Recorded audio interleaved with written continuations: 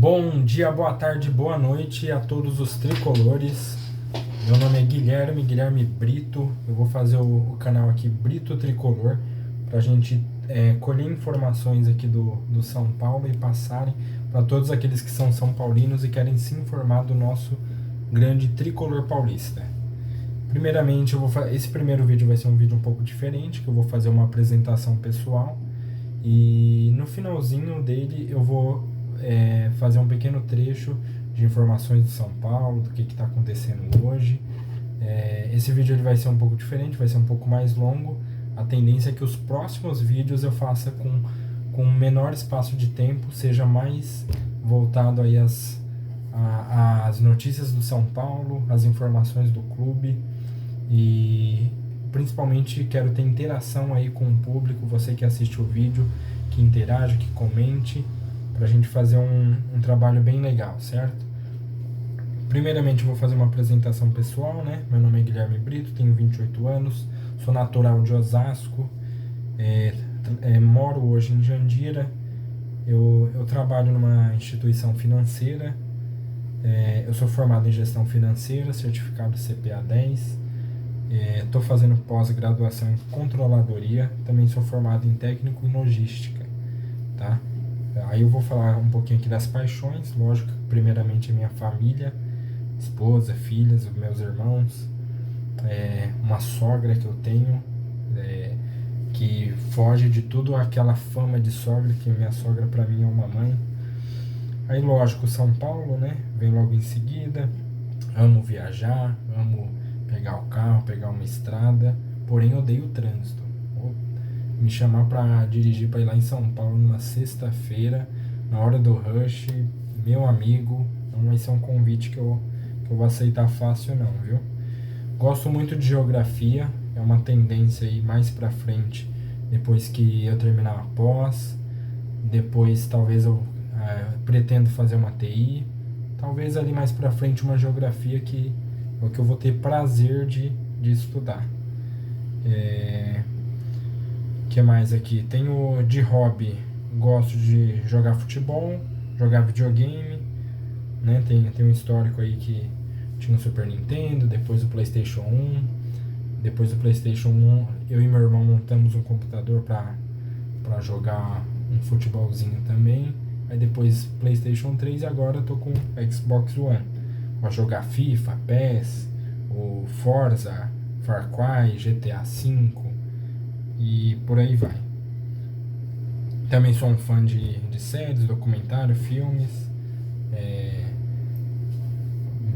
Prison Break, documentários sobre o nazismo, guerras, amo também.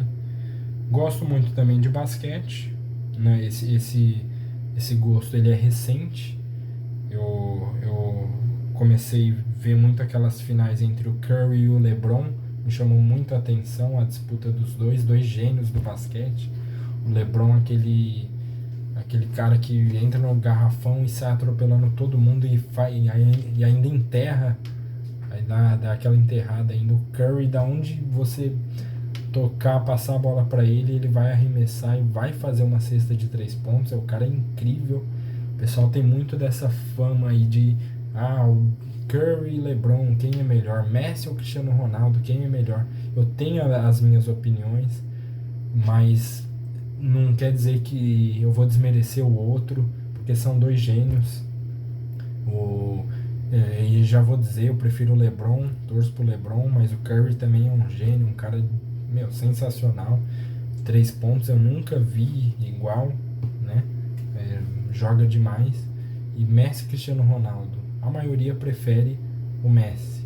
Eu também acho que o Messi ele tem mais magia, mas eu prefiro, se for para escolher no meu time, eu prefiro o Cristiano Ronaldo.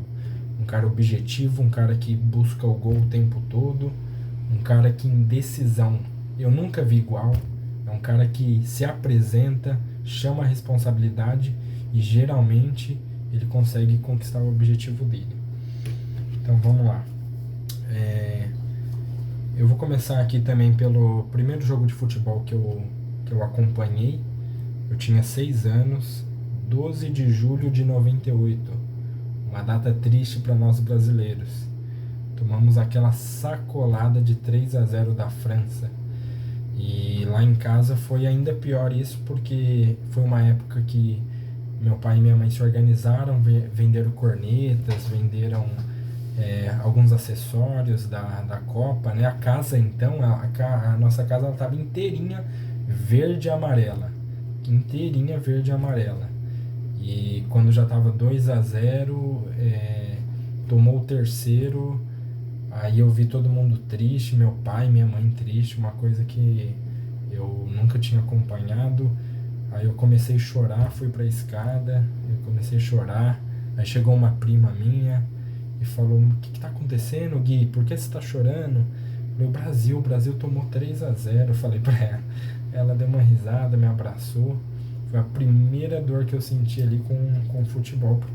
Vendo minha família toda, eu entendia que o Brasil estava jogando e perdeu. Perdeu a chance de ser campeão. Era basicamente isso que eu entendi aquele dia. Aí meu primeiro jogo do São Paulo Futebol Clube, primeiro jogo que eu assisti, foi no dia 18 de junho de 2000. Eu tinha 8 anos e foi aquele segundo jogo da final do Paulistão, São Paulo e Santos. E o primeiro gol que eu assisti realmente foi esse. Foi aquele gol de falta do Rogério Ceni. Aquela bola que ele bate forte, bate no travessão, pinga e entra, um golaço. E desde ali eu achei normal goleiro fazer gol. Do início do meu acompanhamento do futebol, eu já via o Rogério Ceni fazer gol. Nos anos 2000 ele já era um exímio batedor de falta. Não costumava bater pênalti, mas já era um exímio batedor de falta. Aquele campeonato paulista de 2000 então foi especial para mim, porque foi a primeira partida que eu assisti do São Paulo e foi com aquele golaço de falta, né, do Rogério Ceni. Aí teve vários outros, né? Eu só vou citar rapidamente a minha primeira ida ao Morumbi, dia 28 de agosto de 2007. Eu tinha 15 anos. Era uma oitavas de final da Sul-Americana. Um público péssimo, 4.800 pessoas. E esse baixo público, na verdade, foi o que ajudou eu conseguir ir para o estádio. Meu pai sempre achou muito perigoso, sempre falou que aquela muvuca era perigosa, que tinha muito marginal no meio envolvido, que sempre qualquer jogo seria perigoso. Eu falei que esse jogo teria um baixo público, seria numa quarta-noite, que seria com um adversário de outro estado, que não tem rivalidade. E com isso eu convenci ele de ir comigo e assistir o jogo. Foi um jogo fraco tecnicamente. O Figueirense, o primeiro jogo em Santa Catarina foi 0-0. O Figueirense fez 1-0 no Morumbi. E o São Paulo não estava conseguindo furar a defesa do Figueirense. Foi aí que o Rogério Ceni, lá da área dele, lançou a bola e o Borges empatou o jogo e o São Paulo passou, né, de fase. E esse foi um jogo especial. Só que o jogo, para mim, mais inesquecível que eu foi logo em seguida, o segundo jogo. O São Paulo, na sequência, pegou o Boca Juniors. E o primeiro jogo foi 2-1 lá na La Bombonera. E na volta, o São Paulo precisava de um gol para conseguir eliminar o Boca e passar de fase na Sul-Americana. E o São Paulo conseguiu. Depois de muito bater, um jogo lá e cá, o Boca Juniors, como acho que praticamente todos os times argentinos, eles jogam muito semelhante dentro e fora de casa. Eles têm uma frieza que o brasileiro não tem. O brasileiro, quando vai jogar na Argentina, ele sente muito, ele é tímido, ele não ataca, o time não ataca, ele fica reativo. Os argentinos não, eles vêm no Morumbi, vêm na Arena Corinthians, no Allianz Parque, eles jogam como se estivesse na casa deles. Eles, teoricamente, eles não respeitam a casa do adversário. E assim tem que ser mesmo. Joga de igual para igual. E o Boca Juniors, até mais perigoso que o São Paulo, muitas das vezes. O São Paulo tinha válvulas de escape, que era o Dagoberto, e com um drible. E segundo tempo a gente conseguiu furar a defesa deles, o estádio explodiu, foi uma emoção, nossa, quando eu falo até arrepia, porque foi um jogo realmente especial, foi o jogo assim que eu senti mais emoção de ir no Morumbi, foi aquele Boca Juniors e São Paulo. São Paulo 1-0, gol do Aloísio Chulapa, o Aloísio Danone. Aquele jogo foi demais mesmo. O lance do gol da Dagoberto foi tentar chutar, chutou, bateu, espirrou na zaga do Boca Juniors. O Aloísio dominou no peito e bateu de primeira, de esquerda, estufou o ângulo direito lá do goleiro do Boca. O estádio explodiu. Ali a ficha técnica fala que tinha menos torcedores, mas ali tinha pelo menos 70 mil torcedores. Porque presenciando o estádio ali você não via nenhum espaço vazio. Nos 3 anéis, na arquibancada, na intermediária e no térreo, não tinha espaço para ninguém. Quem quisesse assistir o jogo era apertado mesmo, um do lado do outro ali se apertando, porque estava cheio. Parecia que tinha excedido a capacidade do estádio. Foi demais aquele jogo, foi bacana. E teve outros jogos aqui marcantes também, só que eu vou falar só os principais. E teve um muito especial, né? Que foi aquele gol número 100 do Rogério Ceni em cima do nosso arquirrival Corinthians. Foi no dia 27 de março de 2011, foi até ainda mais especial, porque foi na cidade que eu morava, em Barueri. Então foi na Arena Barueri esse jogo. O São Paulo ganhou de 2-1. O Corinthians fez o gol com o Dentinho. O São Paulo iniciou 1-0 com o Dagoberto e fez 2-0 naquele gol 100, inesquecível para toda a torcida são paulina. E eu lembro que estava 1-0, teve a falta, e quando teve a falta, a torcida, a Arena Barueri, ela já comemorava, ela já estavam soltando rojões fora do estádio. Parecia que todo mundo já sabia que ia ser gol. Foi incrível aquela atmosfera. E aquela caminhada lenta do Rogério Ceni até a marca do pênalti, aquilo ali foi demais também. A torcida comemorando como se fosse gol, ele nem tinha batido a falta ainda, e todo mundo já sabe o final, né? Quando ele bateu a falta, ele comemorou de um jeito totalmente diferente, ele tirou a camisa, né? Girou a camisa, o estádio explodiu, foi um gol assim inesquecível, uma partida inesquecível mesmo, muito emocionante. Fui com meu irmão, a gente se abraçou, foi um dia muito especial para todos os são paulinos e principalmente para quem pôde acompanhar de tão perto aquele gol histórico do mito, sempre mito, Rogério Ceni. Certo? Então eu falei um pouquinho aqui da minha história como São Paulino. Vamos começar um pouquinho aí do canal, né? Vou ler um pouquinho aqui das informações novas que tem de São Paulo. Primeiramente eu vi aí que o São Paulo não vai renovar com o Juan Fran. Eu concordo com essa opinião. Queria saber de quem está assistindo o vídeo se também acha o certo o São Paulo não fazer a renovação de contrato com o Juan Fran. Para mim ele rendeu muito pouco do esperado. Eu já sabia que ele era um lateral defensivo. Os laterais do Simeone, eles não atacam muito pouco. O lateral direito e esquerdo, eles são praticamente zagueiros de canto, eles não atacam. Então o Juan Fran, eu esperava um defensor mais forte e com um apoio com um pouco de mais qualidade. Ele foi abaixo do que eu esperava. E eu concordo com o São Paulo não renovar, porque se não está produzindo, não tem o porquê renovar e continuar no São Paulo, né? E eu acredito que a gente já tem um lateral direito, que é o Igor Vinícius, né? E em determinados momentos tem o Daniel Alves, se ele calçar a sandalinha da humildade e jogar na lateral, tá? Vamos lá, para a próxima notícia é do Canu. São Paulo está interessado no Canu. O Canu é do Botafogo, zagueiro do Botafogo. Acompanhei pouco, quase nada dos jogos do Botafogo, do Canu. O que falam é que é um zagueiro promissor, mas eu acho que está muito caro, né?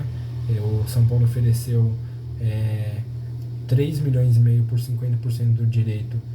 Inicialmente o Botafogo aceitou, só que São Paulo falou, vocês têm uma dívida aqui do Henrique Almeida, aquele atacante que era da seleção de base e surgiu em Cotia, né? E o Botafogo comprou e não pagou. Aí o São Paulo falou, eu te dou essa grana, só que a gente vai abater aí na verdade o São Paulo ofereceu 5 milhões, né? Só que ia pagar 3,5 só por causa da dívida do Botafogo.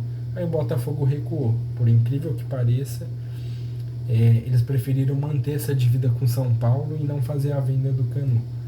É lamentável, né? Bom, vamos lá, próximo tema. Próximo tema é que São Paulo vai ter mais grana aí, mais grana para gastar se a gente conseguir a classificação. Então é um debate muito grande hoje entre os São Paulinos se querem ou não que o Rogério Ceni seja campeão. Eu acho que a pergunta não é essa. Eu acho que a pergunta deve ser aliás, o foco deve ser temos que ganhar. Temos que ganhar. Dependendo do que aconteça, se o Inter vai ser campeão, se o Flamengo vai ser campeão, a gente não tem que pensar em adversário, a gente tem que pensar no São Paulo. E o São Paulo, conseguindo a 4ª posição, ele se garante nos grupos e tem 13 milhões de reais a mais. 13 milhões e 600 mil. É isso que a gente tem que pensar. 13 milhões e 600 mil. Com essa grana a mais, a gente consegue uma folha salarial maior, talvez uma contratação. Então a gente consegue fôlego nas nossas dívidas. Então eu acho que é isso que tem que pensar. A gente tem que pensar em Flamengo, Rogério Ceni, Internacional. Tem que pensar no São Paulo voltar a ser grande, voltar a disputar título, e é isso que a gente tem que pensar.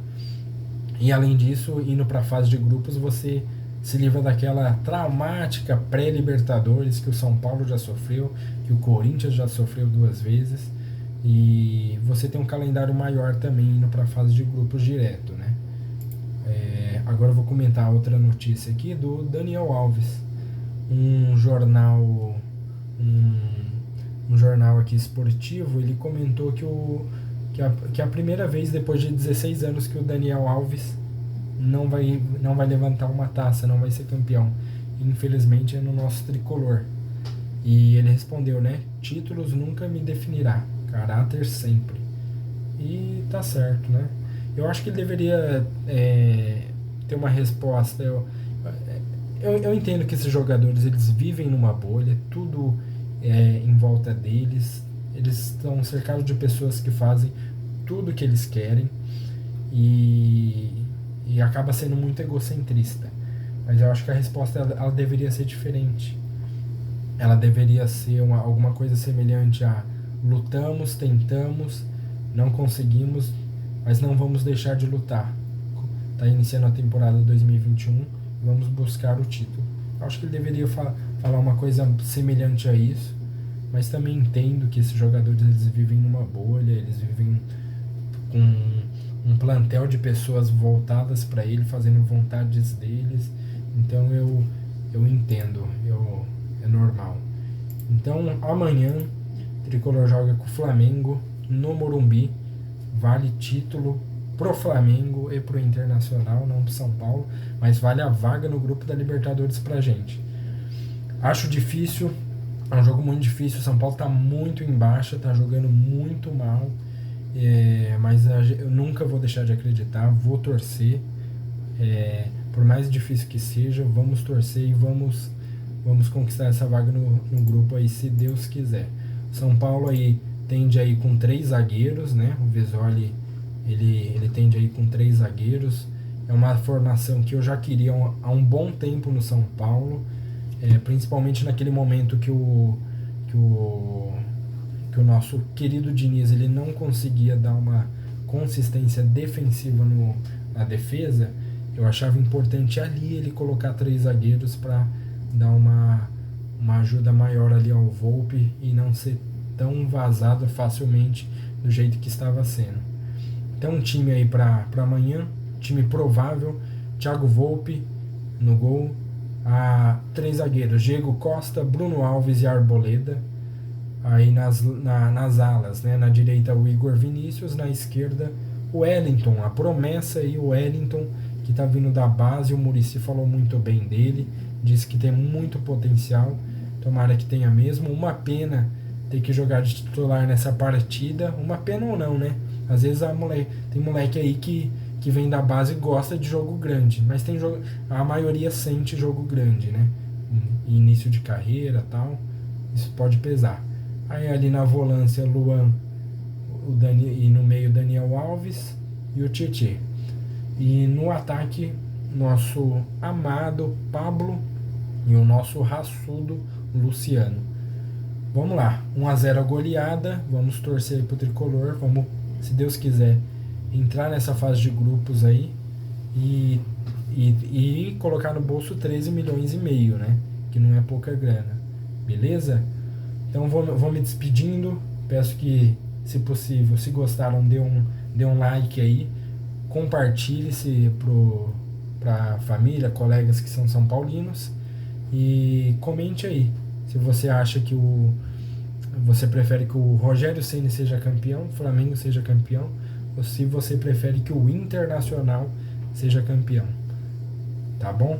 Eu acho que o foco tem que ser esse, São Paulo tem que ganhar independente do que vai acontecer pra gente entrar na fase de grupos, beleza? Abraço, nação São Paulina, acompanha aí nosso trabalho. Forte abraço e vamos São Paulo, porque eu quero ser campeão.